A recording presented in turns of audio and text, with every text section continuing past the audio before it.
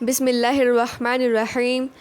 ہم میں سے کوئی آپ کا یا آپ کی قوم کے کسی آدمی کا قرض کھائے ہوئے ہیں؟ یہ بات بھی نہیں ہے۔ کیا تمہاری دلی منشا یہ نہیں ہے کہ ہم تمہارے مذہب میں لوٹ آئیں؟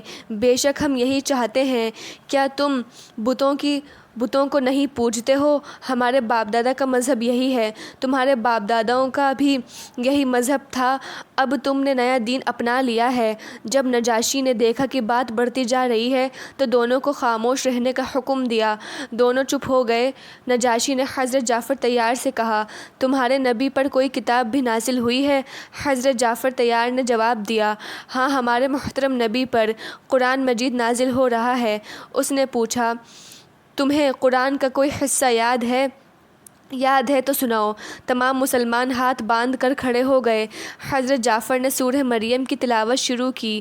آپ نے بڑی اچھی آواز میں پڑھنا شروع کیا، جس میں کہا گیا تھا، تیرے پروردگار کی رحمت بندہ زکریا کو یاد کرتی ہے۔ جس وقت اس نے اپنے پالنہار کو دھیرے سے پکارا، اس نے کہا، اے پروردگار، میری ہڈیاں سست ہو گئی ہیں، میرے سر نے بڑھاپے کو شعلہ مارا ہے، اور میرے پروردگار، میں تجھے پکارنے میں بدنصیب نہ تھا، اور میں ڈرتا تھا کہ میرا کوئی وارث نہیں ہے، میری عورت بانجھ ہے۔ اے میرے پروردگار، مجھے اپنے پاس سے ولی بخش تاکہ میرا وارث ہو، اور اے میرے پروردگار، اسے پسندیدہ کر۔ حضرت جعفر طیار اتنی اچھی آواز میں قرآن مجید پڑھ رہے تھے کہ تمام دربار اس پیاری آواز سے بھر گیا۔ نجاشی، وزیر، درباری سب سر جھکائے بیٹھے بڑی توجہ سے سن رہے تھے۔ نجاشی کی شان کہہ رہی تھی کہ وہ بہت کچھ ضبط کر رہا ہے۔ اس سے نہ رہا گیا اور بے قابو ہو کر اس کے آنسو جاری ہو گئے۔ حضرت جعفر کچھ اور آیتیں پڑھ کر خاموش ہو گئے۔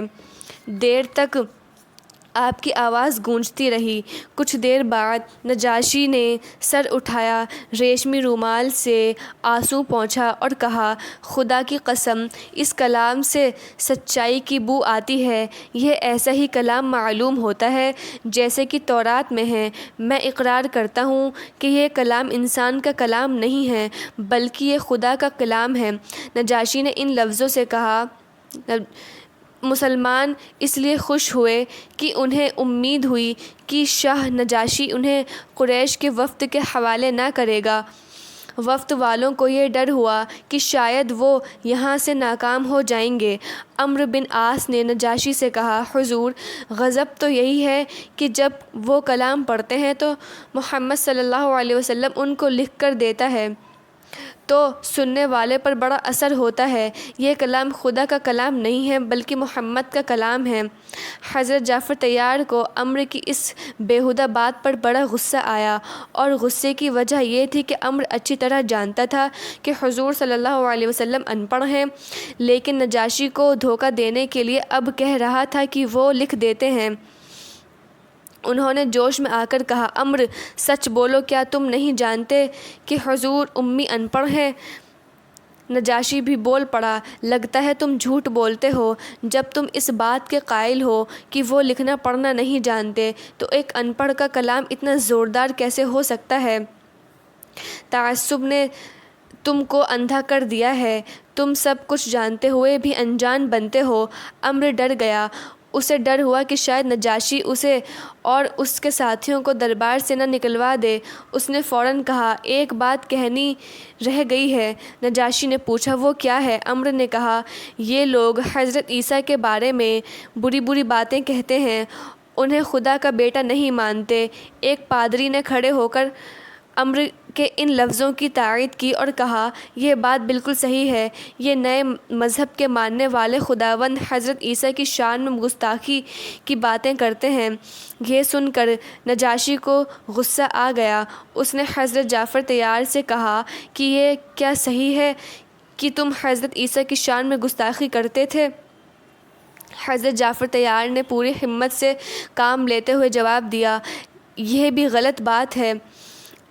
ہم عیسیٰ علیہ السلام کو نبی مانتے ہیں اور ان کی شان میں وہی کہتے ہیں جو خدا نے ان کی شان میں فرمایا ہے۔ کیا ہے؟ نجاشی نے کہا، حضرت جعفر نے کہا، اللہ نے ارشاد فرمایا، وہ اللہ کے بندے اور اس کے رسول ہیں، اور اس کا حکم ہے ان کو مریم کی طرف ڈال دیا اور روح کی طرف سے ہیں۔ نجاشی نے کہا، خدا کی قسم انجیل میں بھی یہی لکھا ہے، تم سچ کہتے ہو۔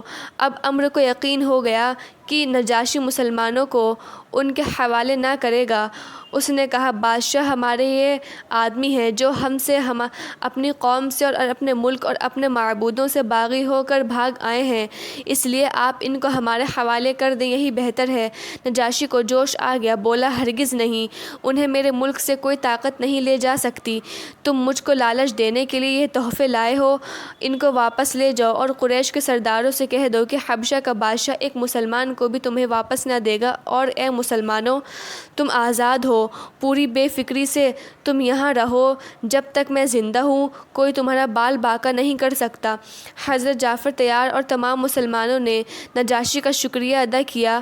وہ نجاشی کے دربار سے ودا ہو کر اپنے ٹھہرنے کی جگہوں پر چلے گئے۔